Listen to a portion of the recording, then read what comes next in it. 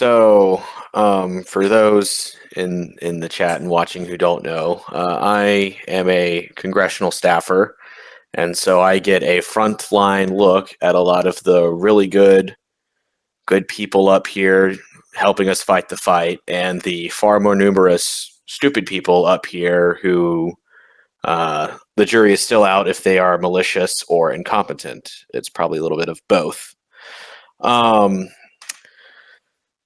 I can tell you that the feeling that I've gotten seeing how Congress has reacted so far is there's two things here.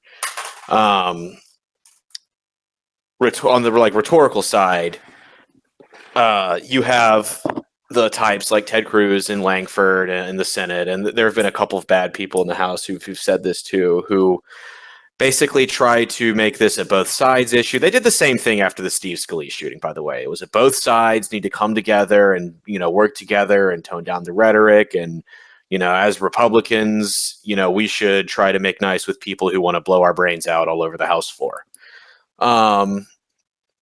There's been a lot of that.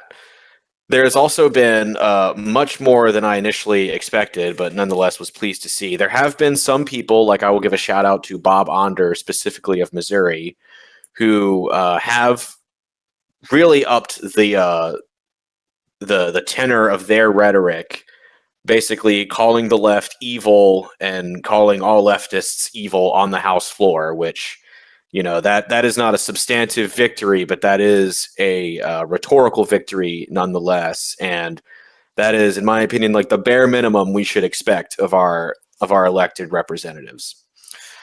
On the substantive side, that's where I've been the most disappointed. We've already covered the messaging bill that was introduced earlier by Representative Abe Hamadeh of Arizona and August Pfluger of Texas. That would mint these silver coins with Charlie's face on them. I, for the life of me, have no idea why they or their staff thought that would be a good idea or well received by the base at this time. But that goes to show you how tone deaf and stupid a lot of people up here are. Aside from that, the main role that Congress needs to play in this fight is to support the executive branch in identifying these networks and giving the executive branch easy targets to bring their fist down on.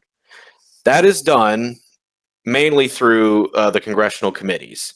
There are several congressional committees who have the jurisdiction and legal authority to follow these money streams and figure out how is Reid Hoffman, for example, how is his money ending up buying pallets of bricks to be thrown through a Target window in 2020? How is his money being used to fund, these excursions where John Brown Gun Club goes out and practices small unit tactics in the Nevada desert, for example? Unfortunately, the process to get those answers is very lengthy and is susceptible to the incredible pressure of everyday politics. If I may, I would like to kind of explain what that process looks like so that if you guys do ever want to write to your representatives, you can have a detailed ask for them, if that's okay with everybody here. Okay, so the main weapon of a congressional committee here is going to be the subpoena. When a congressional committee gives you, Red Hawk, a subpoena, you can fight it in court, but if you lose, your ass is going to prison if you don't show up with what they want on the date of that hearing. It's just simple as. They put Steve Bannon in prison during the Biden administration because he took their subpoena and told them to go fuck themselves, basically. So how is the subpoena created? This is where we get to this is how we make the sausage. It starts really with the staff level, and this is where social media plays such a huge role. Is Anons on Twitter are really, really good at giving us right-wing congressional staffers ideas getting the like news in front of our faces, separating like the wheat from the chaff, and also kind of giving us first draft rhetorical like tools for our messaging, for our internal documents, that kind of thing. So say I, as a committee staffer, want to subpoena a organization, that I think probably has its hands somewhere in this like left-wing billionaire to terrorist pipeline. My first step, and this is necessary for legal reasons, is you have to engage with these organizations with the appearance of good faith.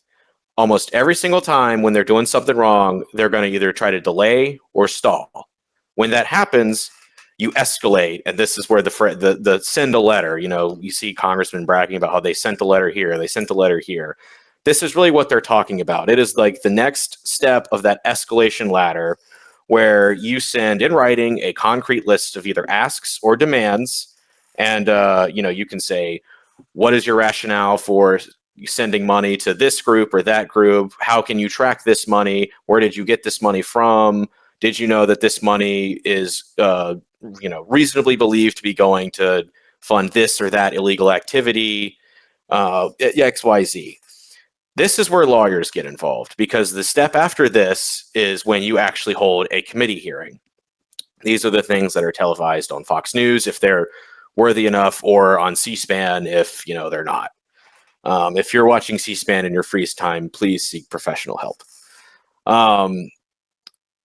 So basically, this is what I want to see from Congress. Is I want to see the committees of jurisdiction drag. I don't care who the fuck it is at this point. I want to see asses and seats in a hearing, because when you are testifying to Congress, when you've been subpoenaed by a committee and you show up with your lawyers behind you, you are under oath. It is just like a courtroom. If you lie to Congress, you will go to prison. They put quite a few people in Trump's first admin in prison for that, if I'm not mistaken, because they were lied to Congress and were referred to the Department of Justice for prosecution.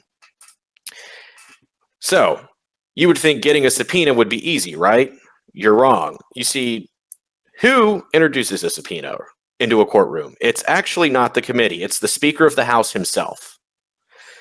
So the big problem is that you have got, as a congressional committee, to convince the Speaker of the House that it is worth the House's time, energy, and resources to pull Reid Hoffman or Bill Gates in front of a congressional committee, because there's a damn good chance their money helped pay for one of the bullets that went through Charlie's neck.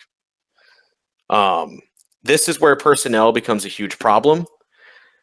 Our people in the 2 years since I've joined OGC, become aware of you guys, and later joined, I have seen amazing progress at getting our guys of like mind in the entry and lower mid-level positions. But at that critical, those critical upper two tiers, before you even get to the elected member of Congress or whatnot, those critical two senior tiers, the senior staff, that's where a lot of this stuff is getting frustrated, in my opinion, because that's where a lot of the last holdouts of the business as usual, I'm too old to know what time it is, I'm just a neocon and all I give a shit about is Israel, that's where that last power base on the hill is. And so, to kind of finish off this rant before I go off down too many rabbit holes, congressional action is necessary, but it takes time, and the good guys have to fight a lot of uphill battles to get the victory condition. And the victory condition is getting hearings where we can try to establish a pipeline from the billionaires to those pallets of bricks.